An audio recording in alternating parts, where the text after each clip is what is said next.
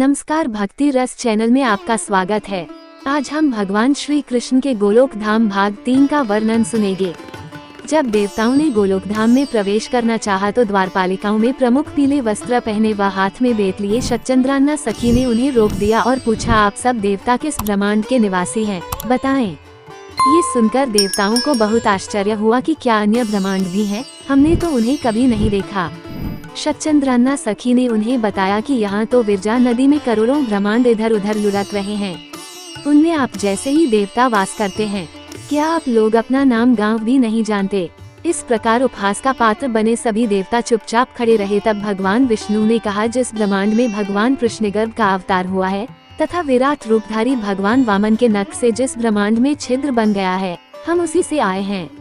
तब उन देवताओं को गोलोक धाम में प्रवेश की आज्ञा मिली। मन की तीव्र गति से चलते हुए समस्त देवता विरजा नदी के तट पर जा पहुँचे।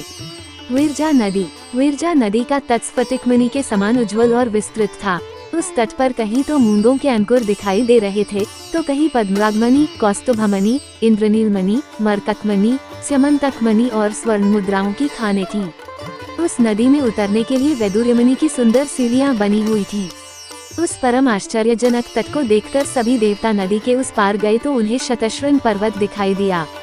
रत्नमेष्टशृंग पर्वत, शतशृंग पर्वत दिव्य पारिजात वृक्षों, कल्प वृक्षों और कामधेनुओं द्वारा सब ओर से घिरा था। ये पर्वत चहारदीवारी की तहरा गोलोक के चारों ओर फैला हुआ था। उसकी ऊंचाई 1 करोड़ योजन और लंबाई 10 करोड़ योजन थी। गोलोक का ये गोवर्धन पर्वत कल्पलताओं के समुदाय से सुशोभित था। उसी के शिखर पर गोलाकार रासमंडल है।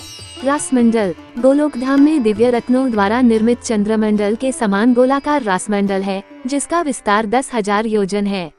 वह फूलों से लदे हुए पारिजात वन से, सहस्त्रों कल्प वृक्षों से और सैकड़ों पुष्पोद्यानों से घिरा हुआ है।